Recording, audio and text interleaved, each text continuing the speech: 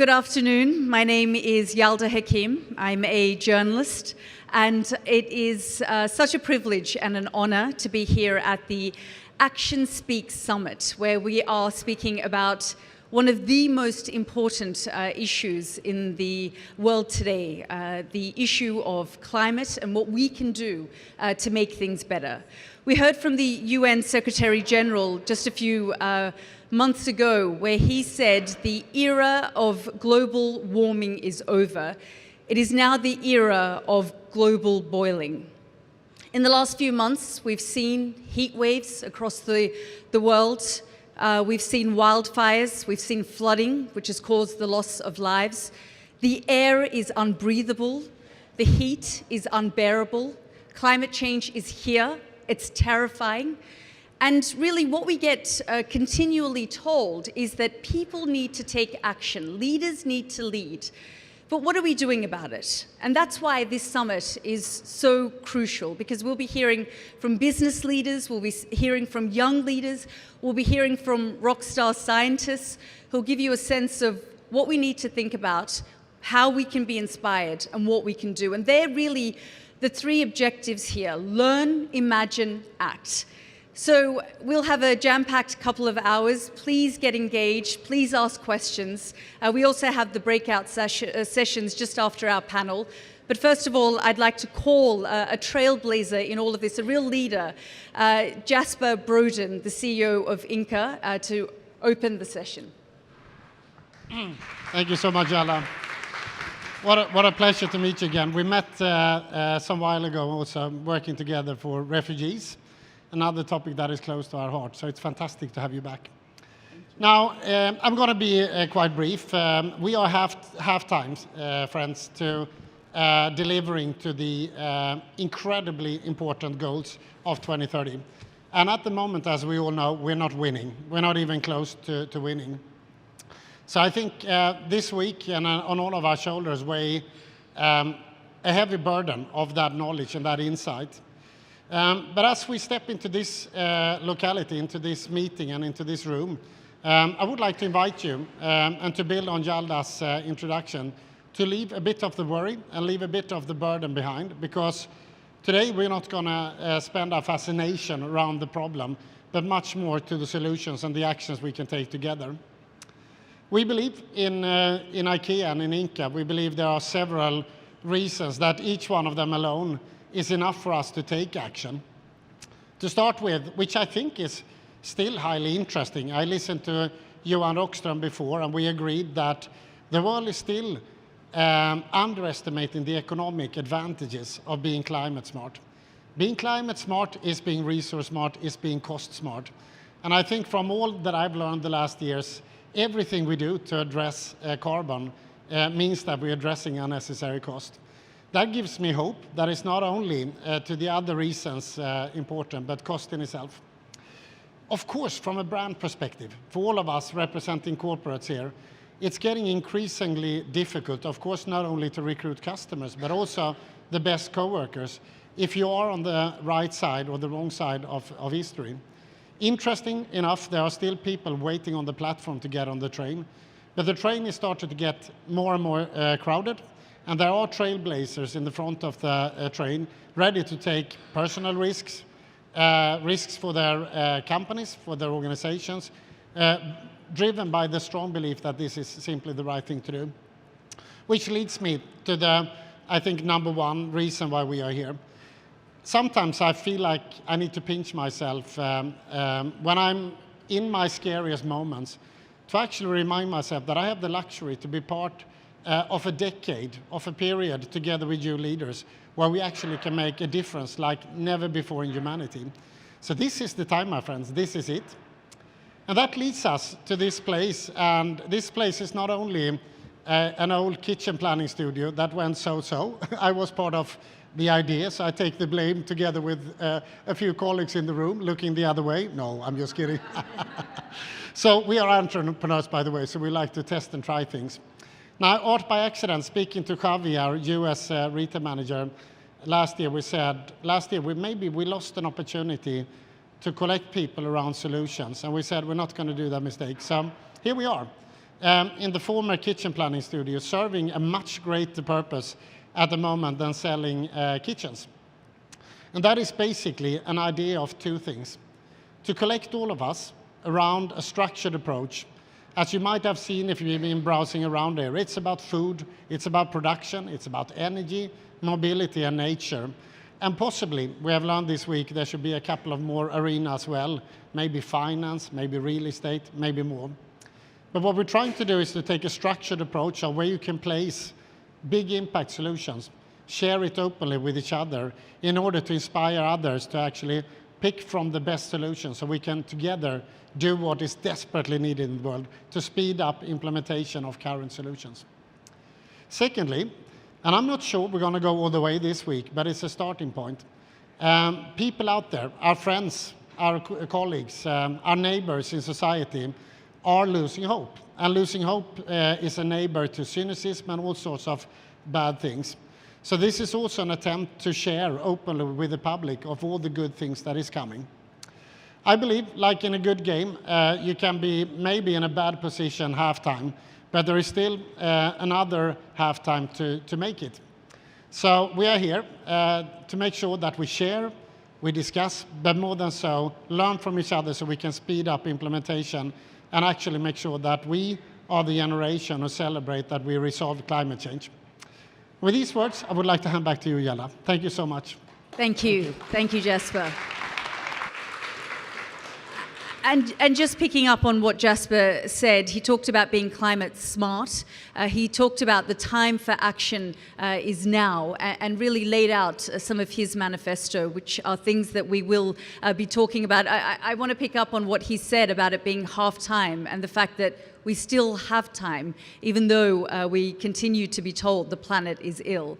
To discuss this further, I'd like to call on my panelists to come up on the stage. If I can call on Ilham Kadri, CEO and President of the Executive Committee of Solvay, Johan Rockström, Director of the Potsdam Institute for Climate Impact Research, and Michaël Bäcklund, President of ClimateScience.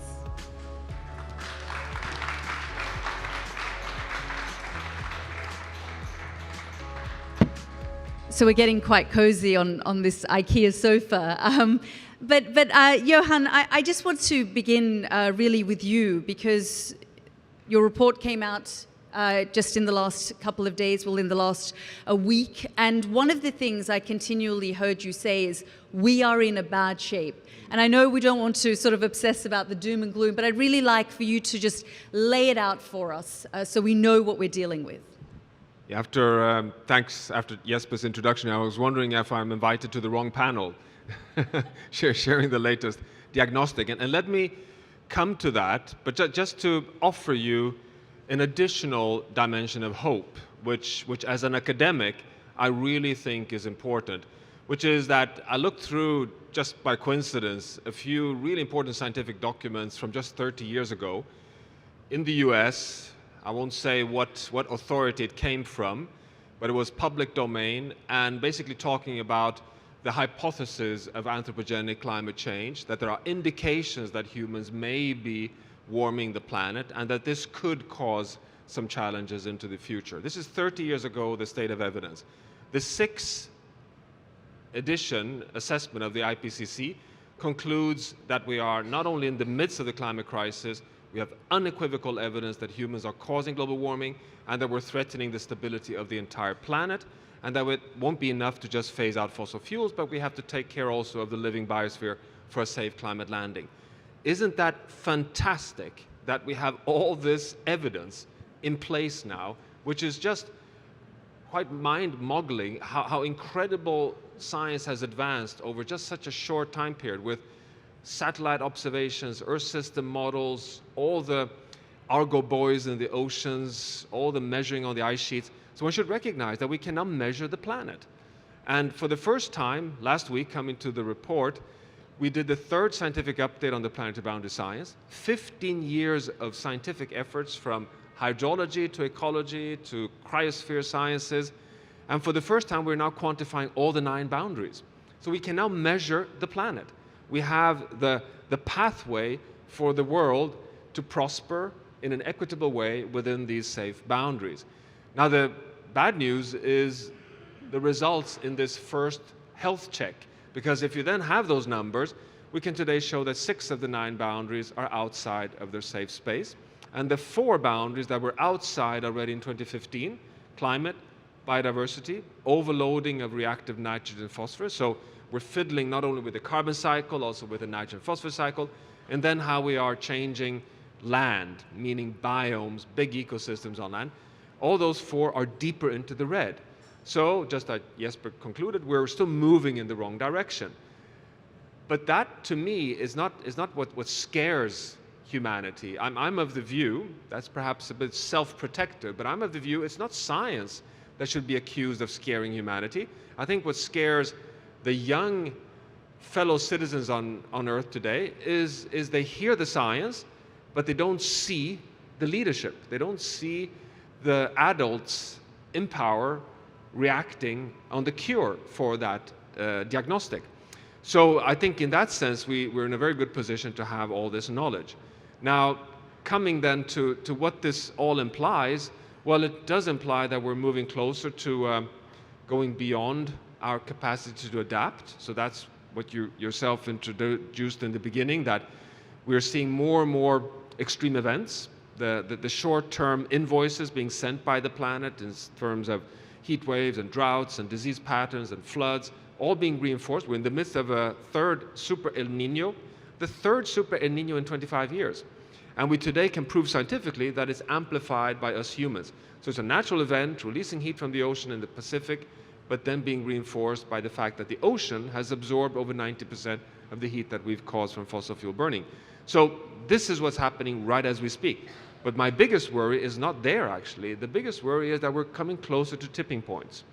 But we're not there yet. So that's also quite, hopeful that we now know the numbers. We are not yet, as far as we can say scientifically, across those boundaries that would take us irreversibly in the wrong direction. So we have this possibility of turning and having a safe landing. So now is the time to really use that science to amplify and accelerate the pathways in the right direction. I just want to sort of push you on some of those remarks, because yes, you've sort of diagnosed the patient, as you say. You say we have time, and we have come a long way. Just hearing you talk about what's happened, evolved over the last 30 years. What do we need to do now? So in that work on the cure, we have identified, and I would argue today there are so many research groups that agree on this, that the energy transition and the food system transition are the 2 big line items that can most rapidly take us back within planetary boundaries. I want to emphasize again that we will fail also on climate. It won't be enough to only phase out fossil fuels. We also need to keep the carbon stocks and sinks in nature intact, ocean and land. This is why food, marine food and land-based food are so important. We have the solutions here. We know that we can, through dietary shifts, reducing food waste, and investing in what I call ecological intensification. Many call it regenerative agriculture or sustainable intensification. These are practices we know what they are. How to build more carbon in the soils, circular management practices. We can produce healthier, sustainable food in tune and harmony with nature without expanding into intact ecosystems. This is possible. And the energy transition, well, here we don't have to, that is today a fact. The exponential rise of renewable energy is competing, even without subsidies in most markets, in a way that, exactly as Jesper said, can give us, more cost-effective, competitive economies and businesses. So, it's really the $7 trillion in direct and indirect subsidies for fossil fuels, which is kind of blocking this unleashing of speed, which we need. Ilham, I'm going to bring you into the conversation. I was sort of mesmerized by your passion for this when we spoke a little earlier. You were sort of talking about the fact that we are part of the problem, but we're also part of the solution. And you've really done that within your company in a very short space of time. Yeah, well, I'm scientific by background, a humanist and optimist. So when I joined the group, Solvay is a 160-year-old group, so we've been around for a while. When I asked my team about the emissions, we were more or less cutting the greenhouse gas emission half what Paris required from us. And I represent the chemical industry, the mother of all industries, but it's hard to abate industry. So indeed, I was accused, you are going to lead a company which is part of the problem. And yet I answered, but we are part of the solution, because chemistry is all around us. And it's a science, it's not any more than a science. So since then, the good news is that we cut emissions twice what Paris required us. And my team in 2019 said, this is crazy. It's too ambitious. It scares us. And actually, we dared put in an ambition which was scary to us. So the how is the belief that science will find solution, the belief that technologies do exist. We need to upscale them, make them mainstream. And then we put a framework inside the company.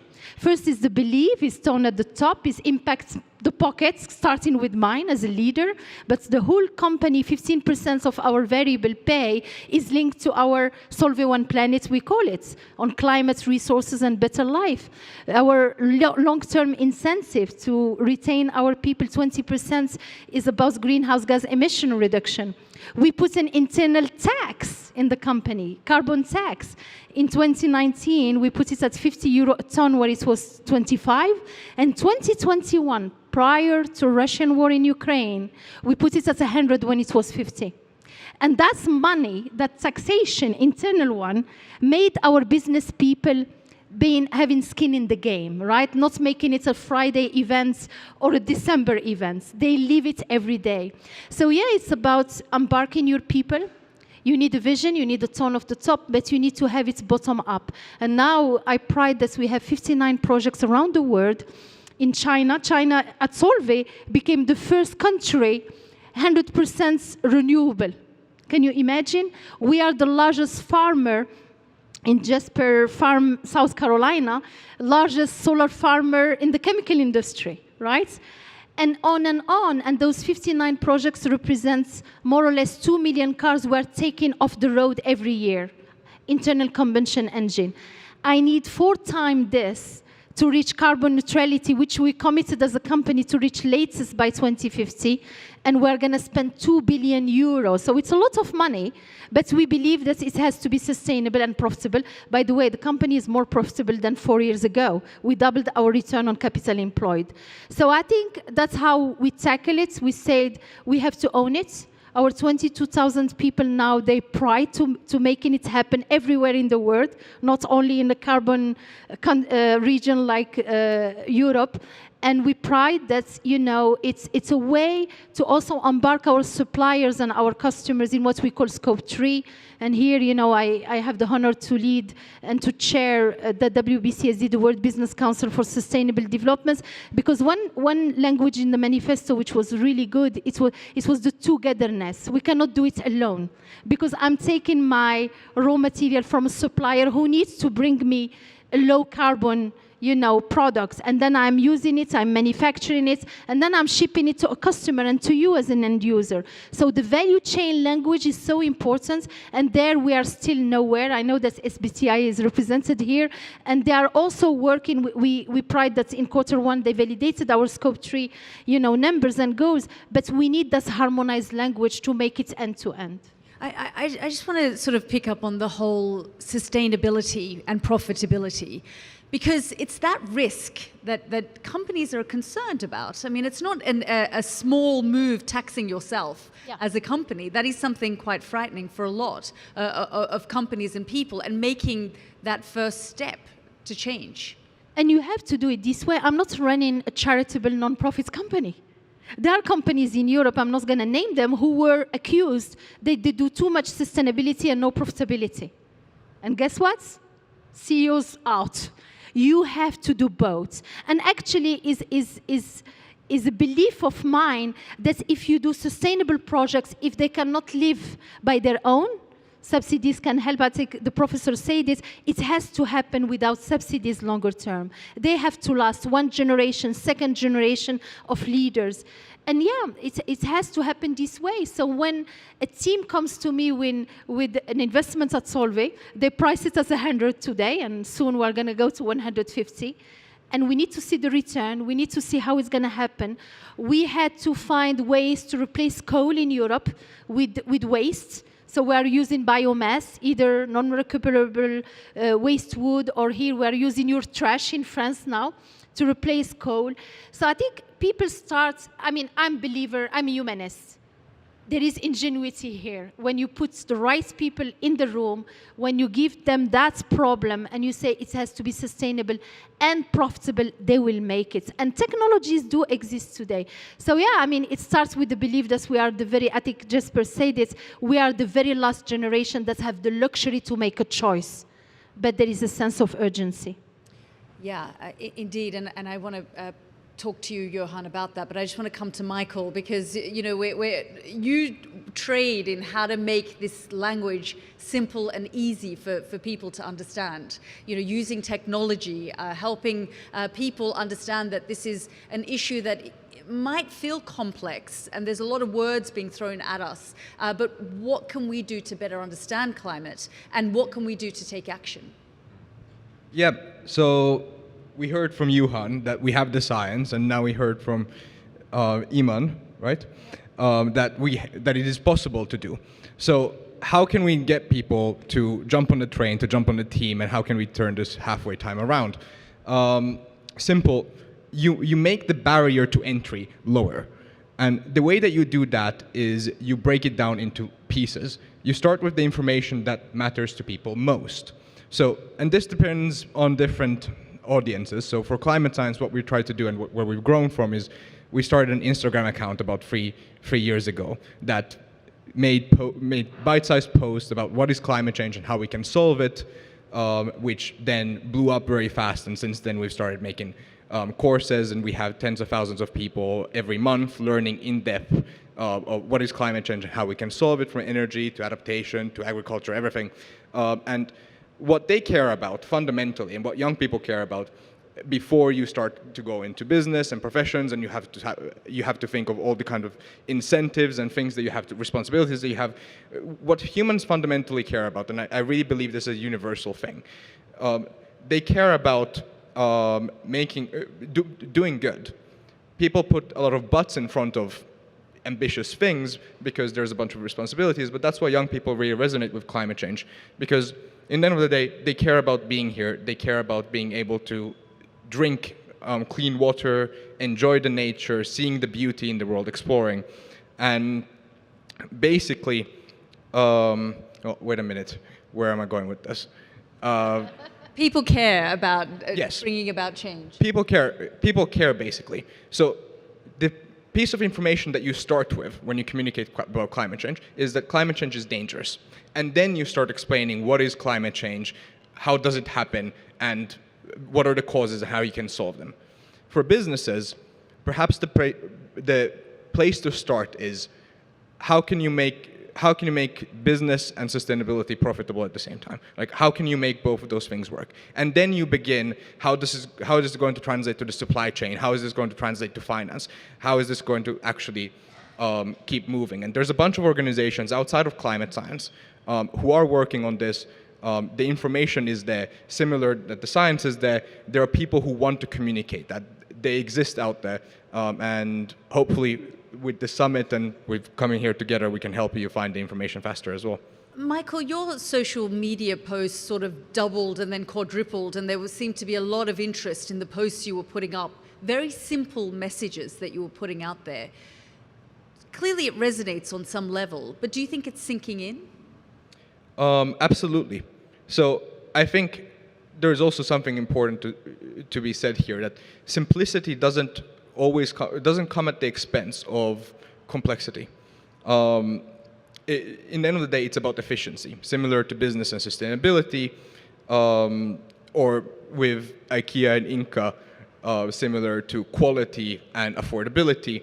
Both of those things can come together. And what we've seen basically after starting this experiment of what can we do if we bring young scientists together with artists to communicate climate change effectively and break it down into bite-sized pieces, what we've seen in the past 3 years is we've started these kind of competitions where young people come up with solutions and really complex action plans. So last year we held one of our annual competitions, which we call the ClimateScience Olympiad. The idea was born, how can we, we have Math Olympics, we have Physics Olympics, and these are to encourage young people to pursue these disciplines. Why don't we have a climate change Olympics? And there we prompt young people with different type of questions. For example, last year one of the final prompts was, how would you decarbonize the city of Nebraska, which is a transportation hub? It runs 52% on coal. How are you going to decarbonize this until 2050? And we asked this to young people, and then we were like, okay, you have this amount of time to try to solve this problem. You can use the internet, you can use any tools that you want, but you have to find something that works. And then we modeled it with experts, and we saw if it actually was going to work. And something that we find every year when we run this competition is the experts say that this is something better than what governments have. And I'm just going to add one more thing. And at first year it surprised us, but after thinking about it for a while, it didn't surprise us much, because when you really take climate change as a scientific problem rather than a political problem, or you add the incentives and that kind of stuff, it is really not that hard to solve. Like, a lot of the things are out there. It's finders keepers. The solutions are out there, they're here on the tables. The will needs to be created. And Johan, I wanted to come to you on that point that Michael has just made about the will. Are you hopeful? Well, I think we're doing many mistakes, but one of the fundamental mistakes actually links very much to Michael's insight here, which I very much agree with, that communicating simple and being brave, not least as business leaders, to be able to shift away from the very, very strong prevailing reality today that we're still handling climate and environment as a separate dimension. It's a compliance issue very often, loaded with many reporting schemes which are really burdening and adding costs to the businesses. We need to shift this into the, putting on the sustainability glasses as the very entry point for a profitable, competitive, successful, winning strategy for any company in any sector. And this is not easy, undoubtedly, but the dilemma we have, or the challenge we have, is that this is not a normal problem. This is about a complete systematic restructuring of the world economy. And we have to do it in super accelerated speed. We have to cut global emissions by half over the next 6 years. Otherwise, we lose it. So we're talking of a disruptive transformation which requires a complete reboot. And that reboot cannot drown in complexity. I totally agree. So we need the front runners to step up and be brave and to say, look here, enough is enough. We're using the lens of sustainability as our path for innovation, our path for success in business.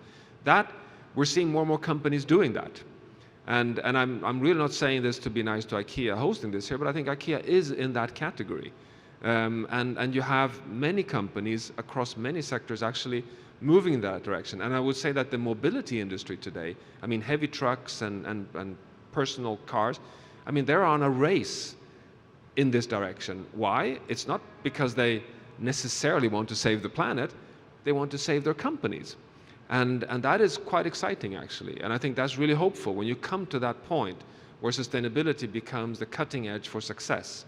And I think that's one element of this. There are other elements, of course, circularity, efficiency, and equity. But I think that's one of the parts that we need to really invest much more in.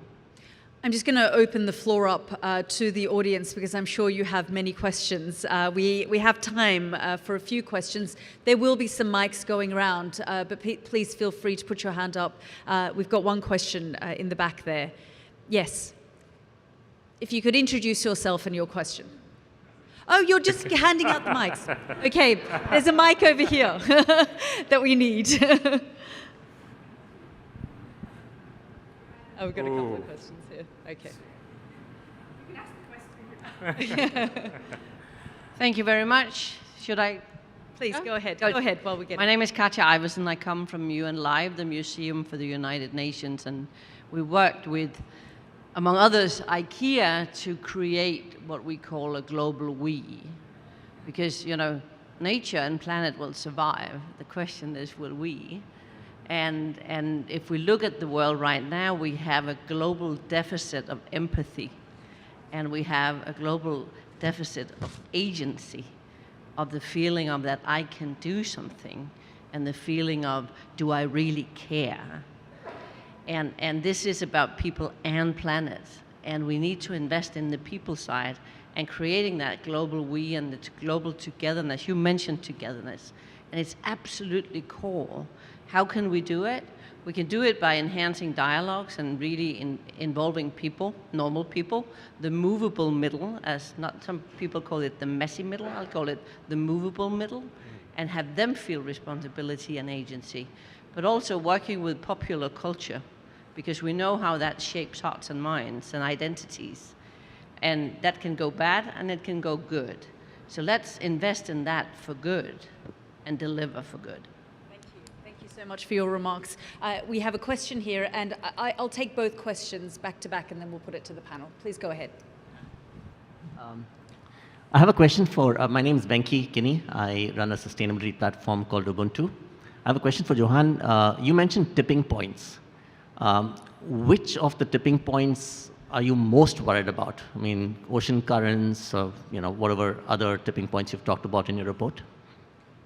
I might just take this question here, and then we'll bring it back. Hi, I'm Paula Zimin. I'm with Arup.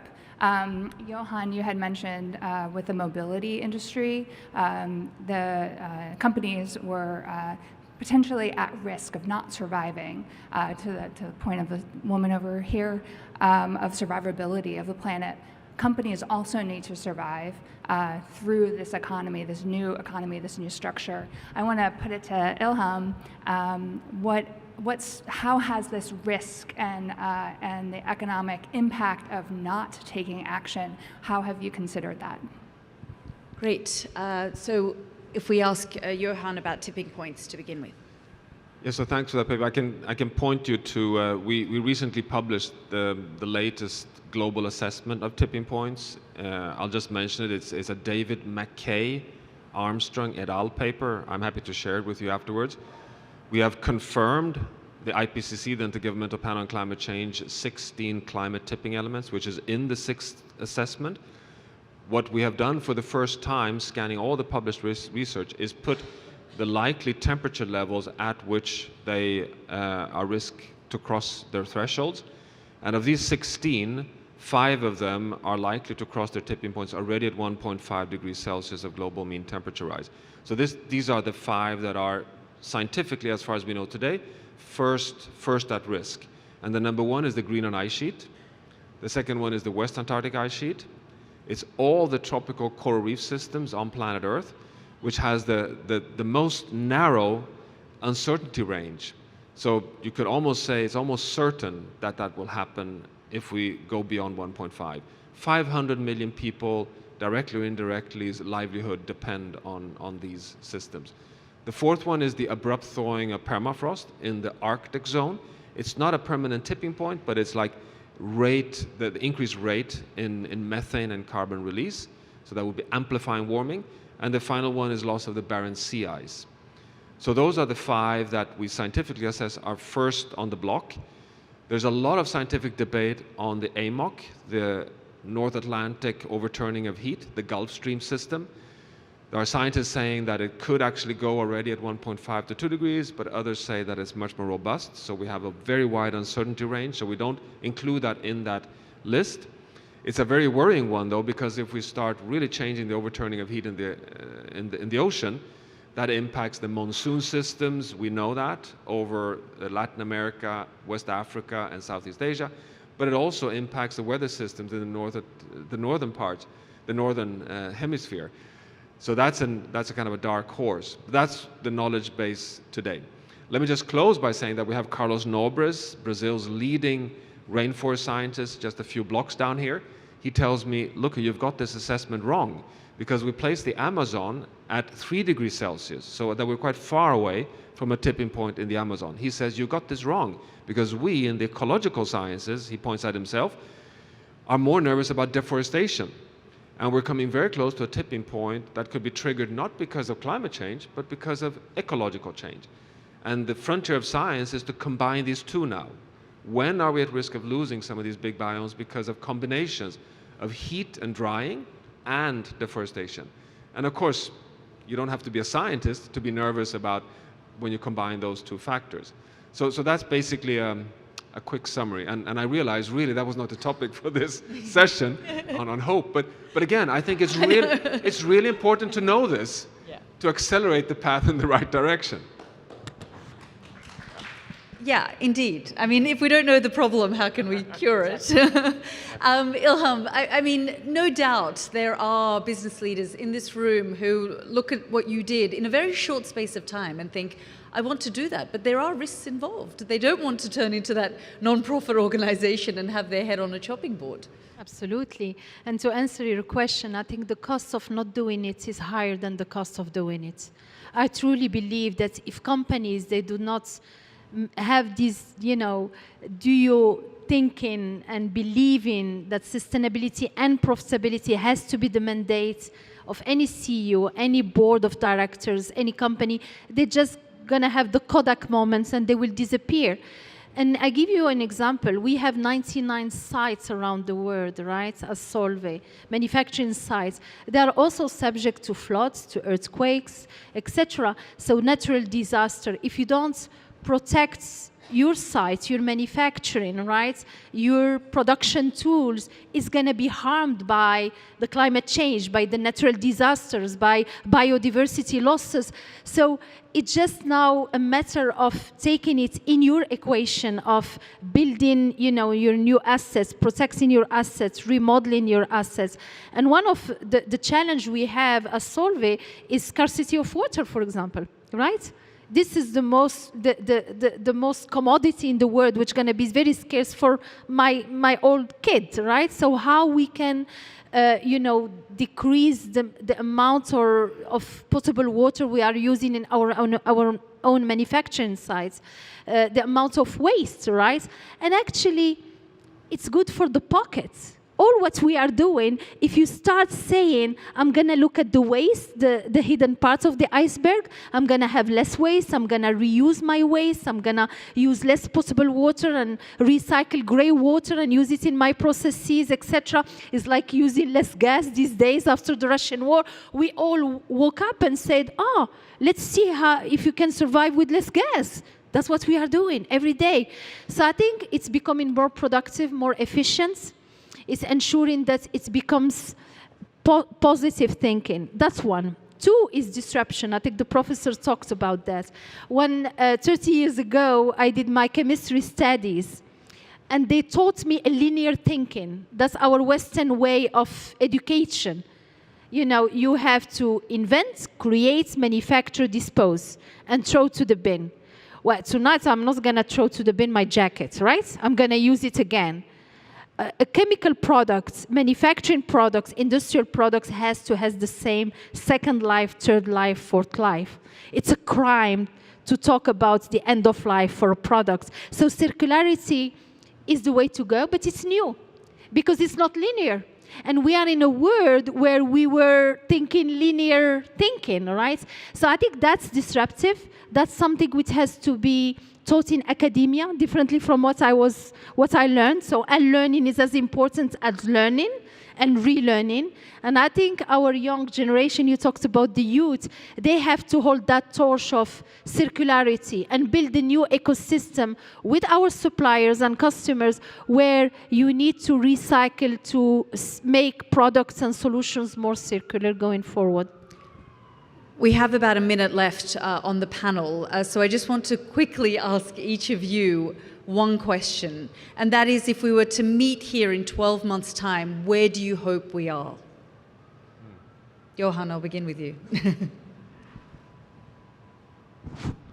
I really hope that COP28 will deliver a credible plan where the oil, gas, and coal nations in the world really start bending the curve of emissions so that we start seeing that in the data in 12 months' time.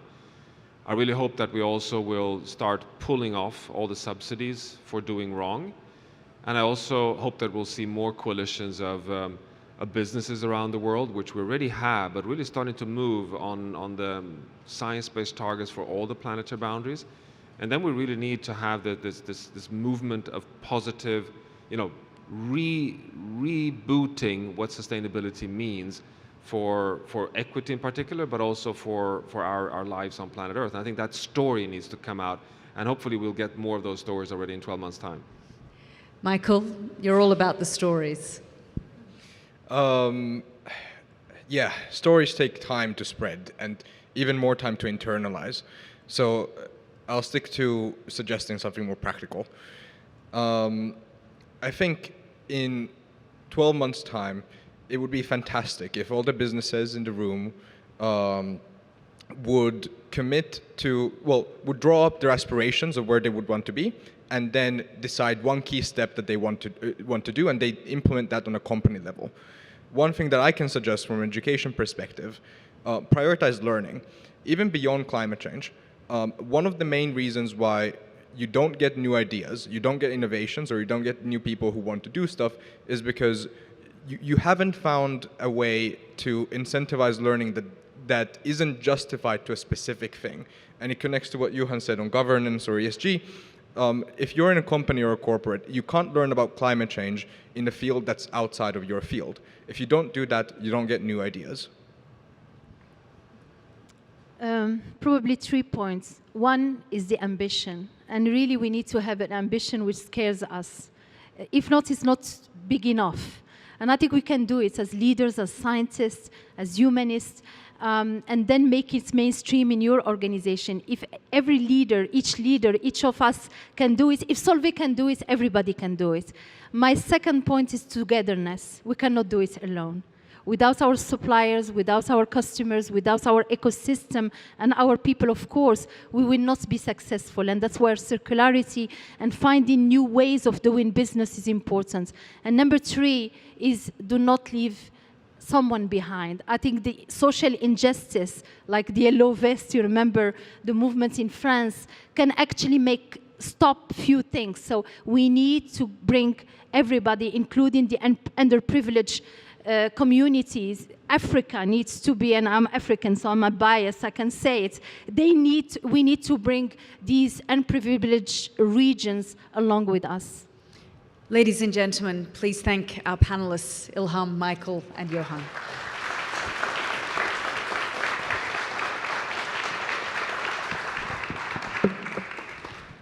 Thank you so much. So we've heard about some of the issues that we face and some of the action that our panelists are hoping that you can all take. It's now time for you to speak and to share your thoughts. And we will be breaking out into our breakout sessions. You all have colored sort of stickers on your lanyards, so you'll be able to see which group you will be going to. If I can call out the session leaders, Shubhendu, Aileen, Emrah, Simon, Justin. These are all your leaders. Justin is part of the green group, so if we have those with the green stickers on your lanyards to please move towards Justin. Shubhendu will have the red, sorry. You have the red, don't you, Shubhendu? Aileen has the yellow group. Emrah has the orange group, and Simon has the blue group. So if you can find your groups.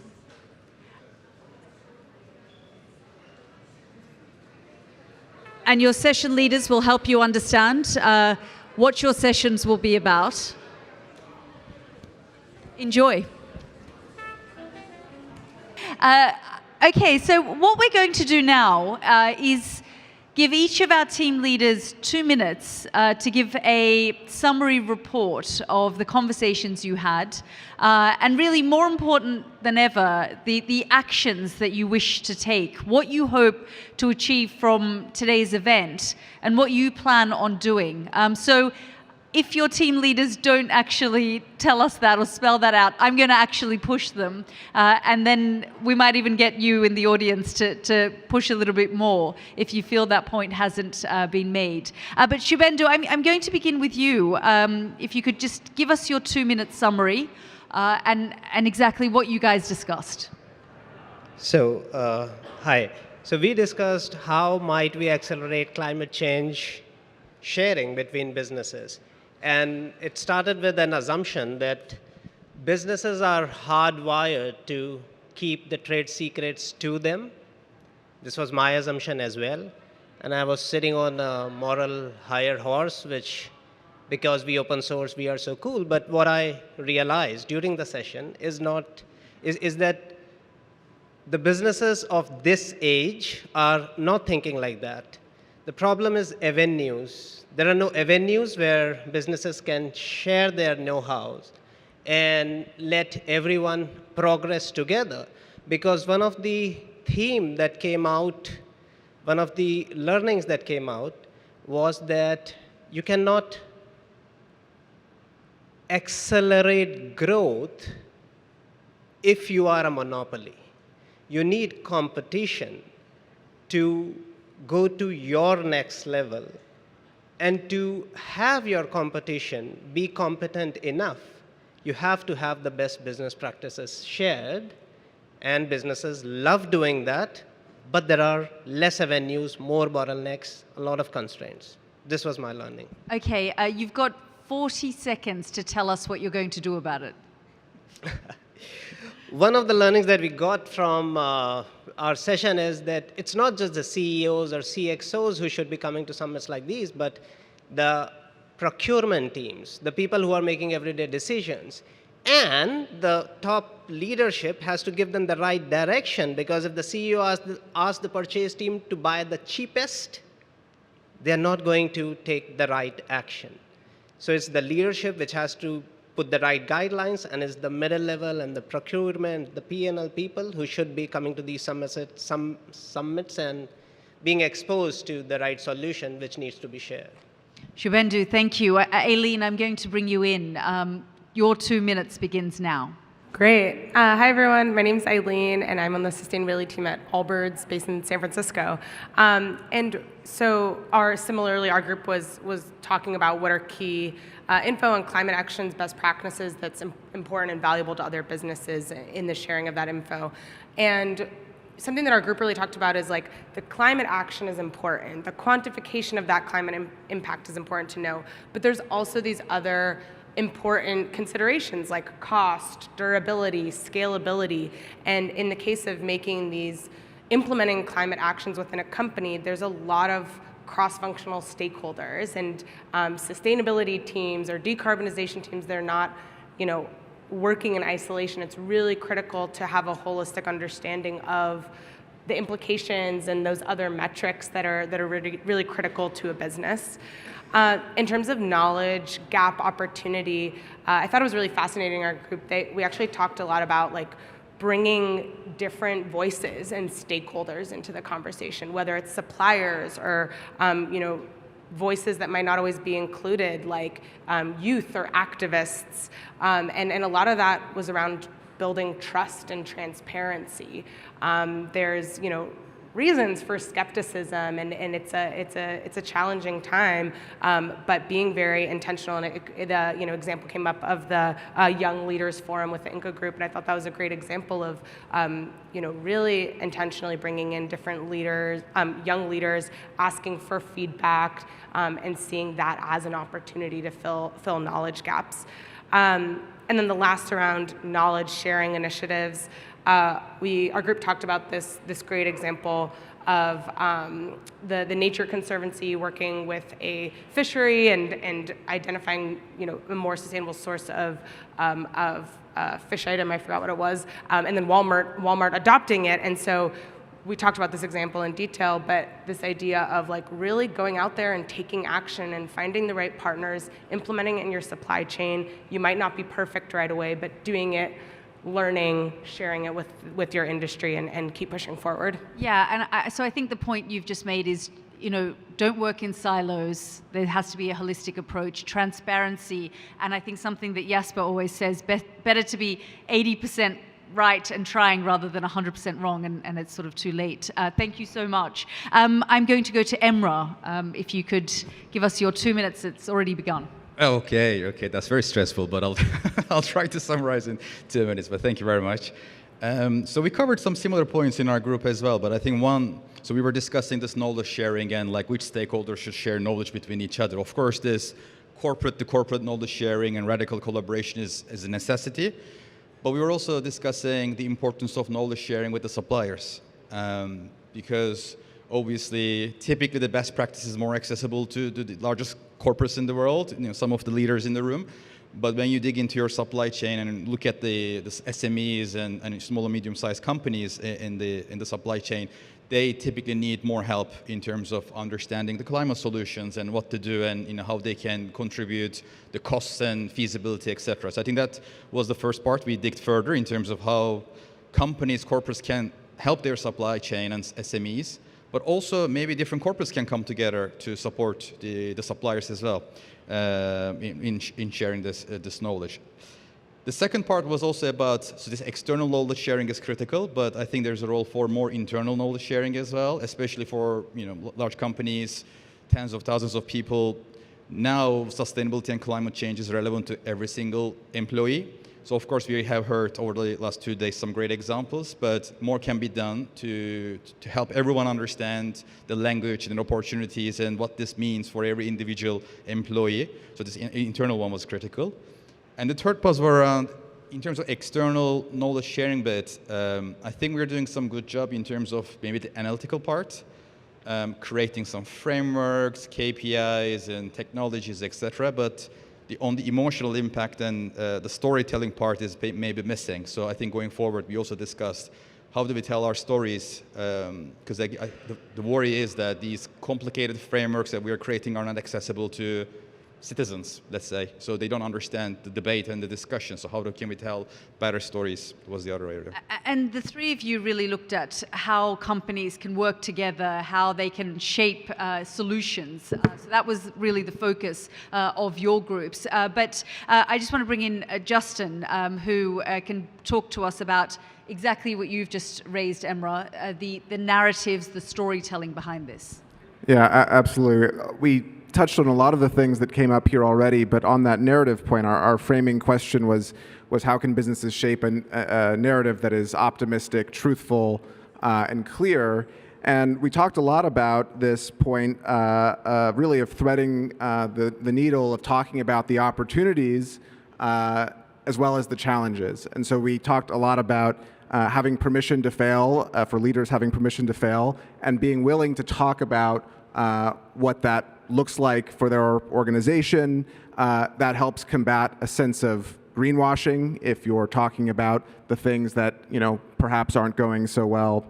And then I think the second point we talked about is who should organizations be trying to influence, and really everyone, all stakeholders. I think to your point earlier, talking to consumers, figuring out the way in which that their company engages specifically that might shape their behavior. Turning consumers to citizens was a line that stood out to me from our conversation.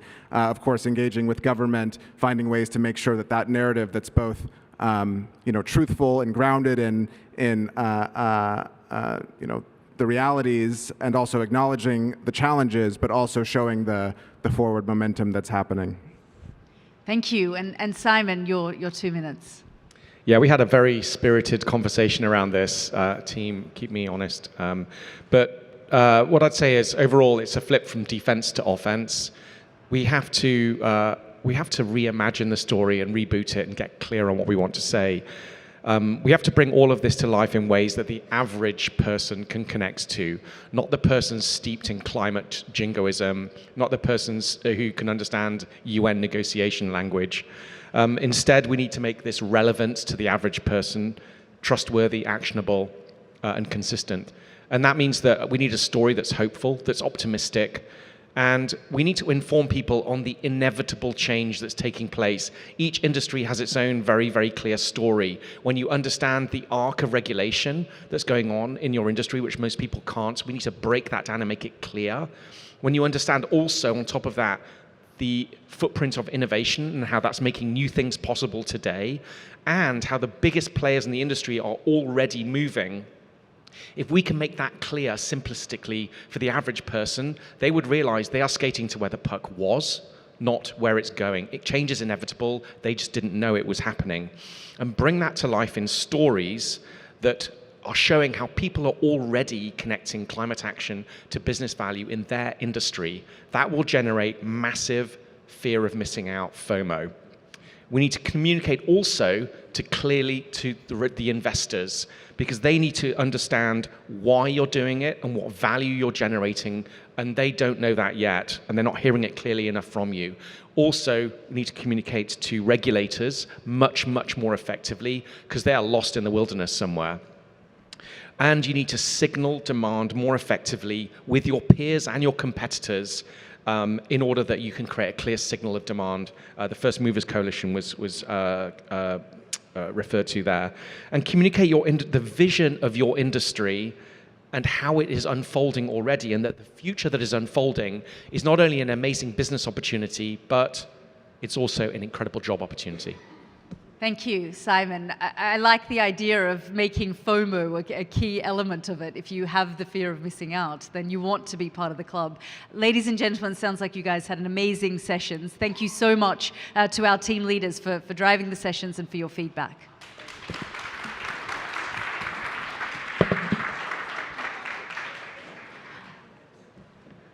It's been a fantastic couple of hours to be here with you and to really feel the energy, the passion of all of you and our speakers here in the room.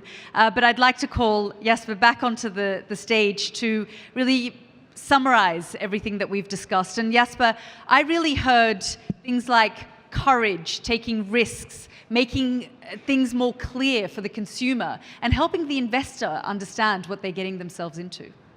Very good. So I think super exciting, and I like you, I hear in all of that, I actually hear a lot of hope on that we can get this right. I will be brief. I wanted to maybe call out one of the groups in the room, also the young leaders. I heard also a critical voice from several of you that a lot of what we have been speaking about today we've heard before.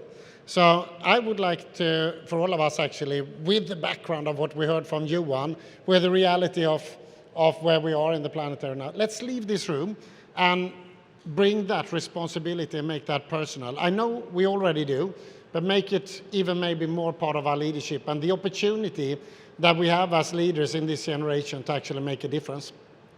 So I thought, how can I be a good example? Well, I tried to make a commitment. I haven't spoken to my team, so I'm going to take a small risk, but I haven't spoken to Simon, time CO2 drawdown yet, so I apologize beforehand if stepping over the line. But the commitment I would like to make from my leadership and from Ingka is that we would take Action Speak one level up.